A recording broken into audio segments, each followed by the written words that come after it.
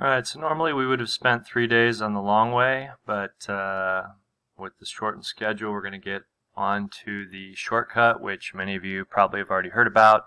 We're actually going to come back and do this one at the end of the notes with the shortcut method. So we're going to start off taking the derivative of these the long way. So that's the limit definition of the derivative. So the limit definition of the derivative says the limit as delta x approaches 0 of f of x plus delta x. But f of x plus delta x of negative 3 is negative 3 because that's a constant. So that's going to be negative 3. Then we're supposed to take minus f of x, and f of x is negative 3. We plug that in over delta x. So that's going to be 0 over delta x. So the limit of 0 over delta x as delta x approaches 0. This is going to be a really tiny number, and you're going to have 0 divided by a really tiny number, and that's going to be 0. Alright. And if we come over here, we have the limit as delta x approaches 0 of s of t plus delta t, technically. But again, it's a horizontal line, that's going to be 0. So 0 minus 0 is 0. So that's going to be 0 over delta x. So that is going to be the same situation as we had over there. So that's going to equal 0. Be careful about putting equal signs down all over the place, because if you show that something's not equal, then if in your step you just do some algebra and it's not equal to what you had before it because it was supposed to have a limit on it, they're going to take points off for that. So the safest thing to do is not to put, like I noticed I didn't put an equal sign in between here. So I'll make that more clear later. So now we're going to develop the constant rule. So in both of these functions we had a constant. We took the derivative of a constant.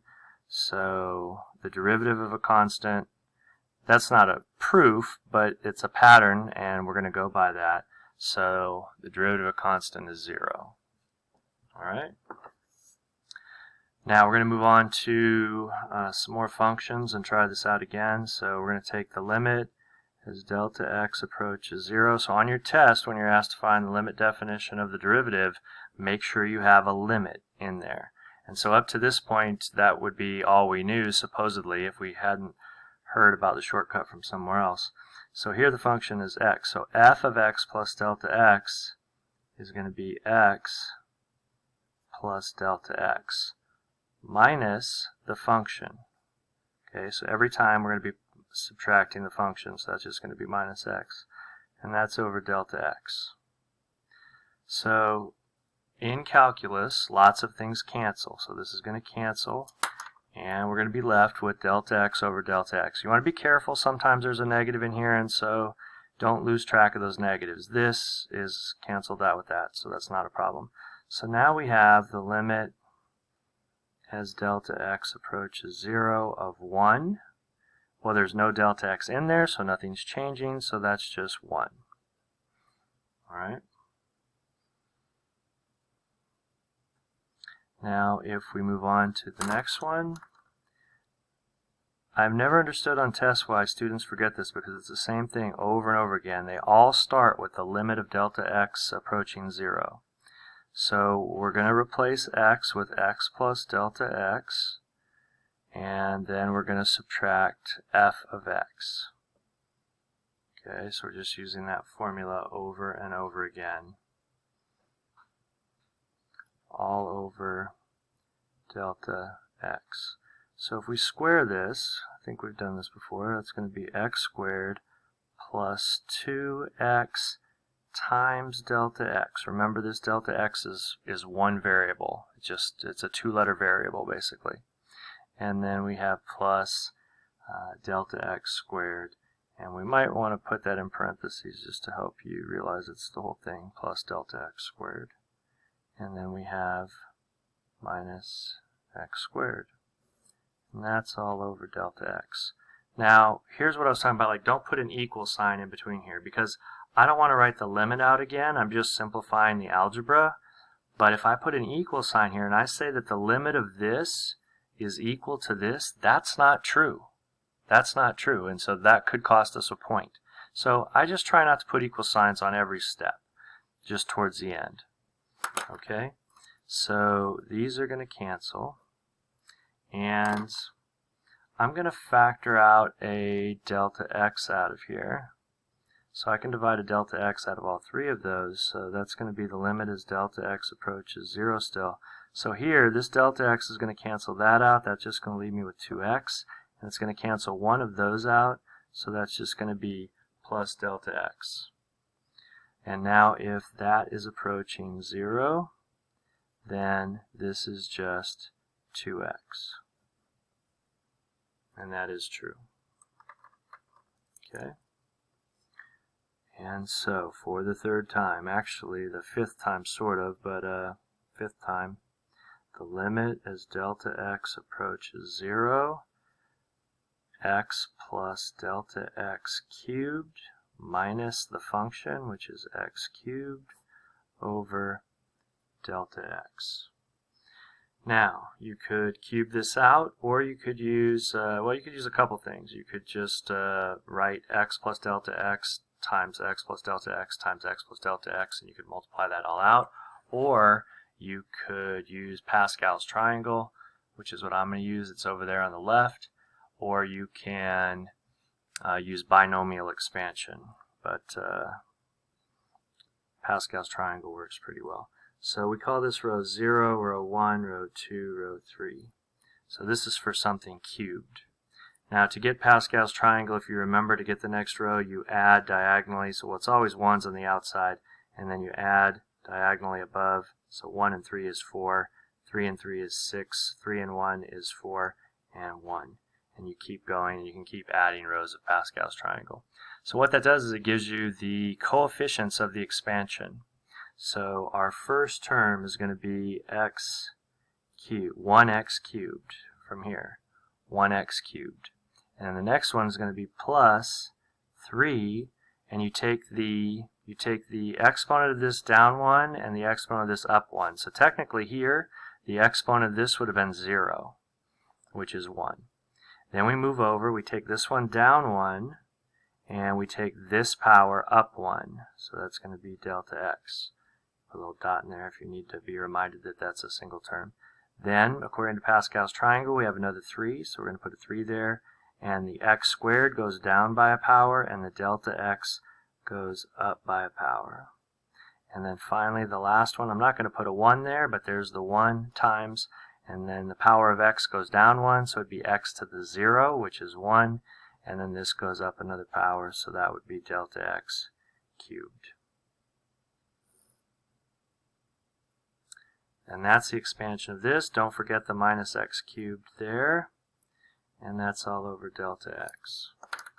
So the x cubes cancel out. And we can divide a delta x out of all three of these terms. So we're going to end up with the limit as delta x approaches 0 of 3x squared plus 3x delta x plus delta x squared. So as delta x approaches 0, there and there, that means that that's going to be 3x times 0. That's going to be 0 squared. And so here we result in 3x squared. Okay. And finally, moving over to the last spot here, we have x to the negative 1, which is 1 over x. If you want to think about it that way. So again, we're going to take the limit as delta x approaches 0. Now, I didn't say it, but you're always supposed to be pausing and trying to do the next problem. So at the very first thing, if you knew how to do this, once I showed you this one, you should have paused it and you should have tried to do this one. Do one step at a time and then unpause the video and see if you did that step correctly. Then when you finish this step, pause, you do it on your paper, play, and see if you did that step correctly. Pause, check this out, pause, see what your final answer is. Then move here, same thing. Move here, you should have paused it when I said pause and you should be done with this by now. So I'm going to fill it in. So this is going to be 1 over x plus delta x minus 1 over x all over delta x. Now that's a complex fraction, so since that's a complex fraction, I want to clear that fraction. I'm going to multiply by the least common denominator. So the least common denominator is x times x plus delta x. This technically would be over 1. Okay, so that's the least common denominator. So when we distribute here, the x plus delta x's cancel out. I'm just going to have x minus, here the x's cancel out. Now I saw on your assignments a couple of you made a mistake here. Keep those parentheses. So this cancels, and that's going to be minus x plus delta x. So keep those parentheses to organize your work. Do not multiply this out. That's going to be delta x times x plus delta x. Okay. So when we distribute this negative, these x's are going to cancel, and we're going to be left with negative delta x. So we want to be careful about that. So if we think about what that leaves us with, the limit as delta x approaches 0. And that was the delta x's cancel, so that's going to be negative 1 over x times x plus delta x. This delta x cancels out with that one. I'm left with a negative 1 in the numerator. So now as delta x approaches 0, that leaves me with negative 1 over x squared, which if you think about it is negative x to the negative 2 power. Now, our purpose in doing all those is to look and see if we can tell a pattern, compare what's happening. Now, to help us with that pattern, if we come back up here and we put x to the first power. So the derivative of x to the first power was 1. The derivative of x squared was 2x. The derivative of x cubed was 3x squared. The derivative of x to the negative 1 was negative x to the negative 2. So this would be a place to pause and think about, pause the video and think about, can you figure out the pattern there? Think about the pattern that you're noticing. Okay, so based on that pattern from those 4 examples that we just did on the other page, you turn to the top of the next page, or you could write this on the bottom of that page if you wanted to. Maybe better to turn the page and try to think about it. So when we took the derivative of x to a power, what happened? We took x to the first power, we got 1. We took x to the second power, we got 2x. We took x to the third power, we got 3x squared. We took x to the negative 1 power, we got negative 1 x to the negative 2 power. So hopefully that is pretty clear that each time the exponent was multiplied by x, and then the exponent decreased by 1. And if you think about it, in the case of x, x to the first power, that became, so x to the first power, that became 1 times x to the 0, and x to the 0 is 1. Anything to the 0 power except for 0 is 1. 0 to the 0 power is indeterminate. So that's 1. But it still followed that same pattern. We brought the 1 down in front and subtracted 1 from 1 and got 0. And so that is now a shortcut that we have. But when we take a test, if the test says use the limit definition of the derivative, then we still have to do it out this way. So you have to be careful. If the directions say use the limit definition, you have to have a limit, or you will lose most of the points. So you need to memorize how to set those up. Okay, so now we're going to use, unless we're told we have to use the limit definition, we are going to use the shortcut from now on. So you should be able to pause the video and do all three of these. Now these two at the end, you can see that I have rewrite highlighted here, and sometimes in the notes you're going to see a little heart in the notes, and that's because we love rewrite. We love the ability to rewrite things because it makes it a lot easier to do some things in calculus. So one of our strategies when we're stuck, when we're not sure what to do, we want to rewrite whatever we have. Now this first one doesn't need to be rewritten. We should just be able to do it pretty quickly. Again, pause the video, do all three of these, do one and check it, play, check it, pause.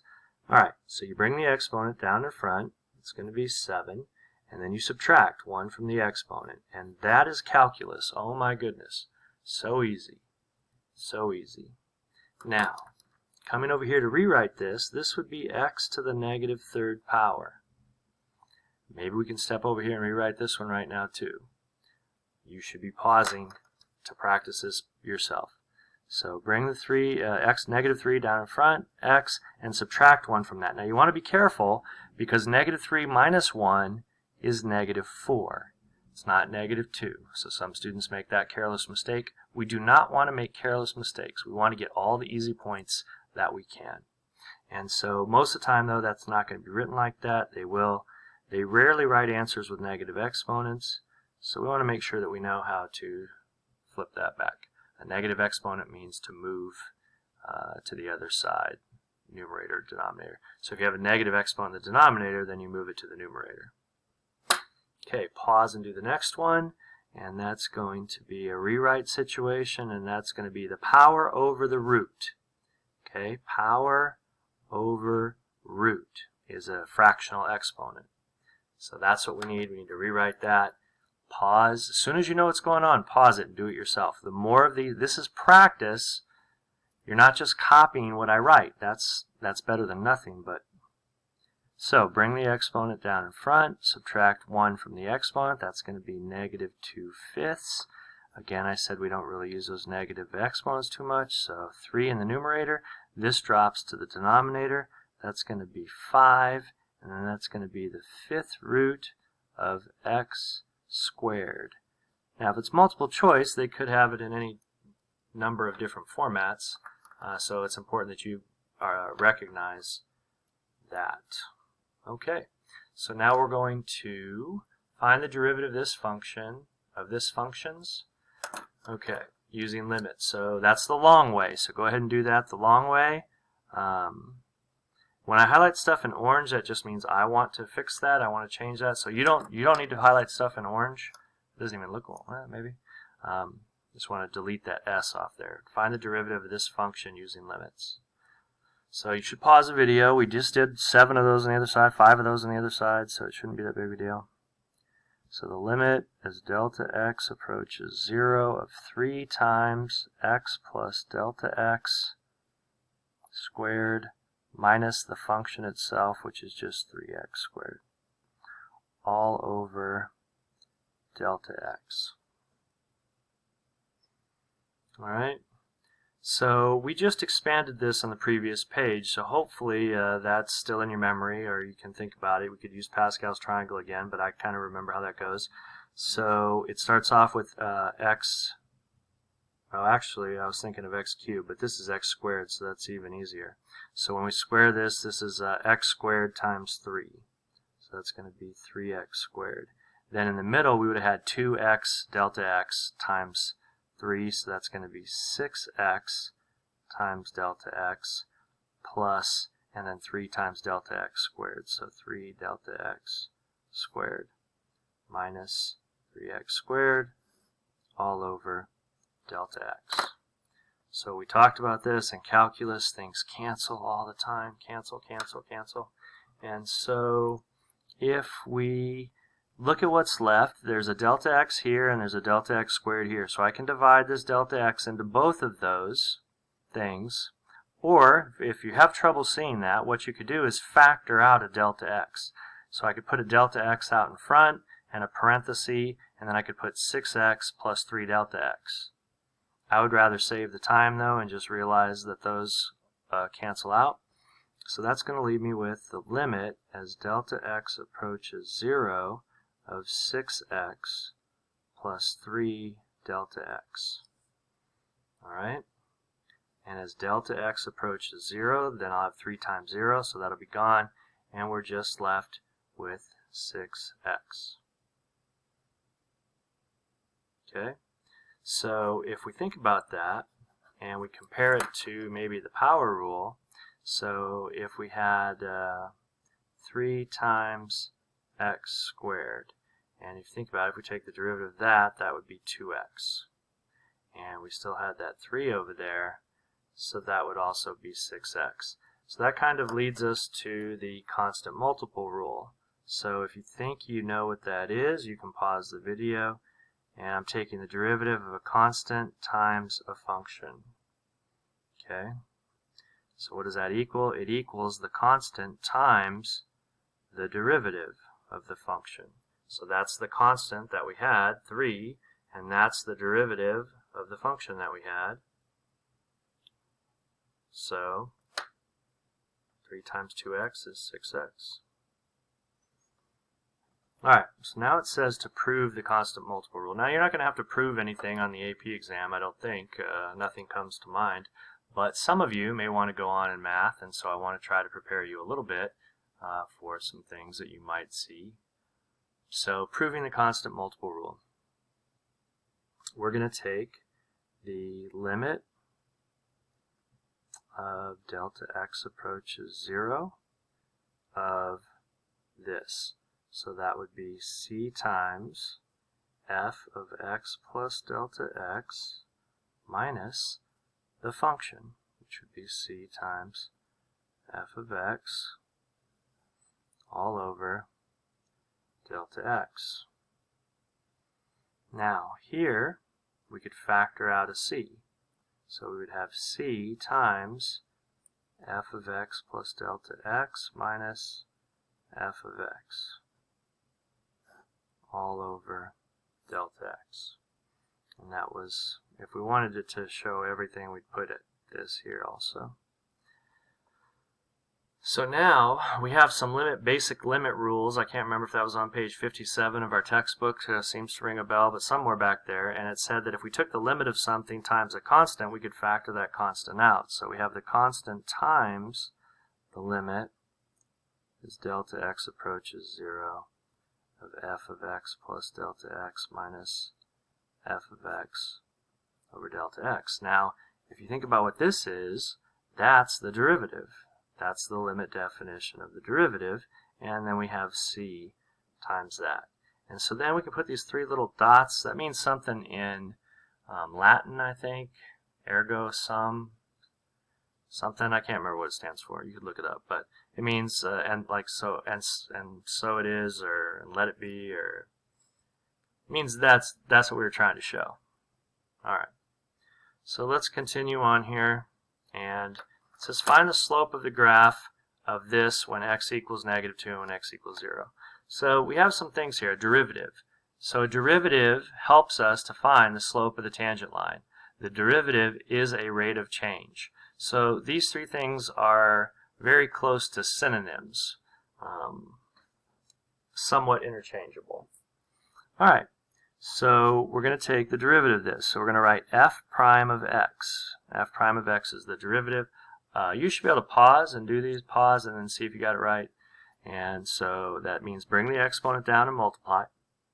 So that's going to be 4, and then subtract 1 from the exponent. So the derivative of this is 4x. And now we want to plug it in. So the derivative at -2. So if you plug -2 in there, that's going to be 4 times -2. That's going to be -8. So the slope of the graph of this function at -2 is a -8 slope. And if we look over here, if we plug in 0, so f prime of 0 would be 4 times 0, which would be 0. Now, let's think about that a little bit more. So that's a parabola. Vertex at the origin, a little bit steeper than our normal parabola, goes up a little bit faster. And so if we think about it, what's the slope of the graph at 0? Well, that's at the vertex. So the tangent line at the vertex would be a horizontal line, y equals 0, and its slope would be 0.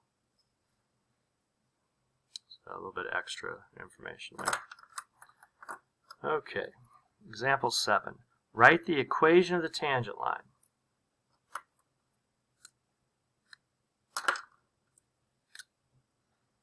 Everybody should have paused the video and you should be doing something right now.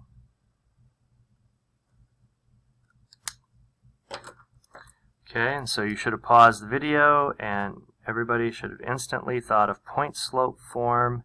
And if you didn't think of point slope form, you should be pausing the video now to use point slope form. So it's going to be y minus y equals m times x minus x. So minus a negative 2 is going to be plus 2.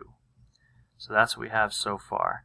So we're writing the template to our answer. As soon as we saw equation of the tangent line, we're going here.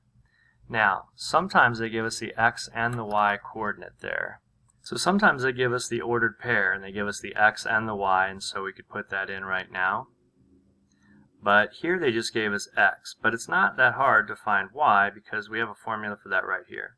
So we have 1/2 of negative 2 to the 4th power. So if you think about that, that's going to be the same as 2 to the 4th power because it's an even power, so it's going to be positive.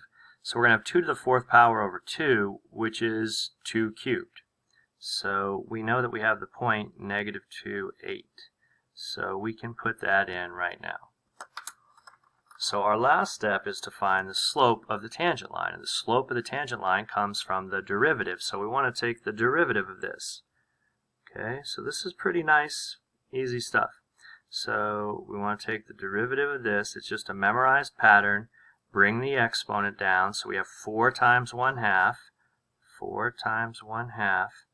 And we're going to subtract 1 from the exponent. So that's going to be 2x cubed. And that's the formula. And now we're going to plug in negative 2, because that's where this is happening. So we're going to have 2 times negative 2 cubed. So negative 2 cubed is negative 8 times 2 is negative 16. So that negative 16 is going to go right in there. Alright? Alright, so we're going to practice more of these derivatives and rewriting these things. So this one is going to be, and again, you should be able to pause this and do these yourself, all 3 of these. But I would do one at a time, so you can check them, make sure you're doing it right. So rewrite it. Now take the derivative, bring the negative 2 down in front, multiply, subtract 1 from the exponent, and then rewrite, simplify so that you're not using a negative exponent.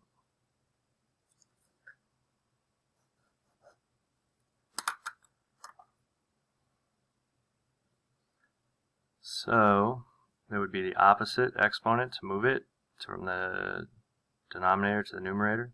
So that's going to be x cubed. So if you bring that down, that's going to be 15 over 4.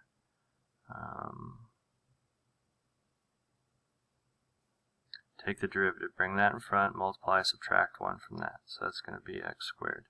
Now, there's not really any simplifying to do there. You might be thinking, oh, I could switch that to 3 3/4. That's not necessary, unless it's a word problem. It's not really necessary. Okay, and this last one here, that's 3/2 x power over root, and to move it, it would be negative, so negative 3/4.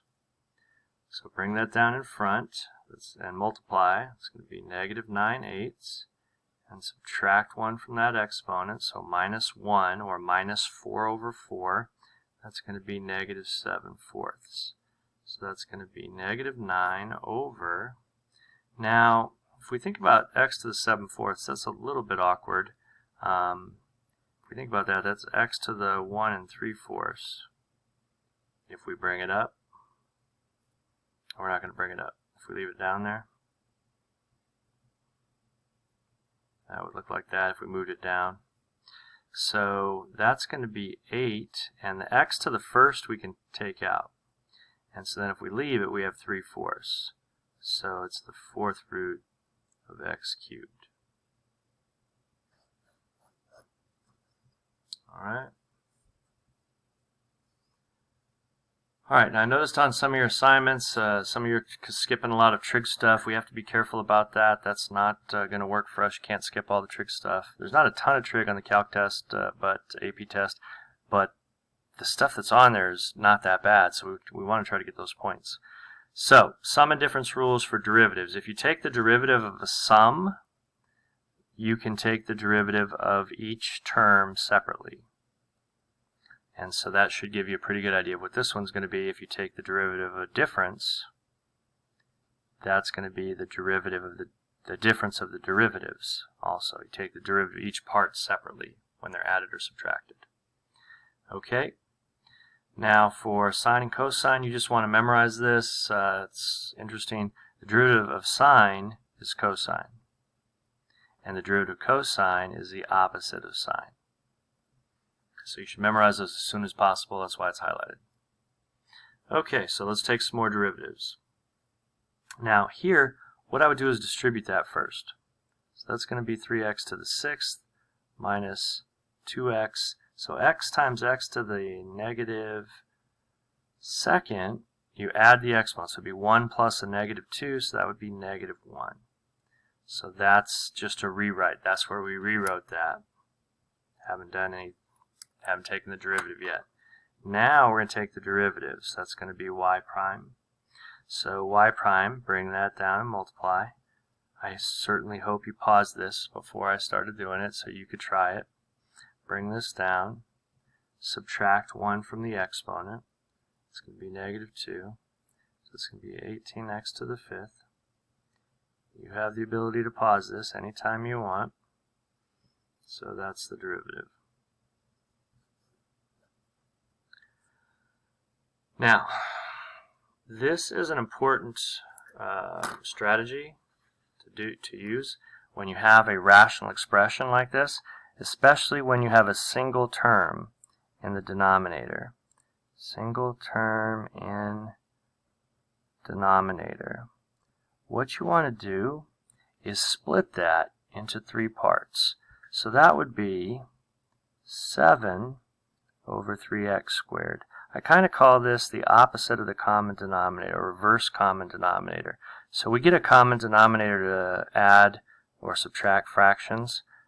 Here we're going to do the opposite, and we're going to divide it out into 3 separate parts. Alright?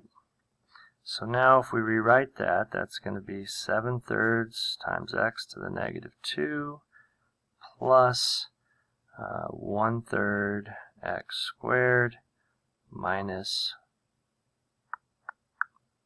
wait a second,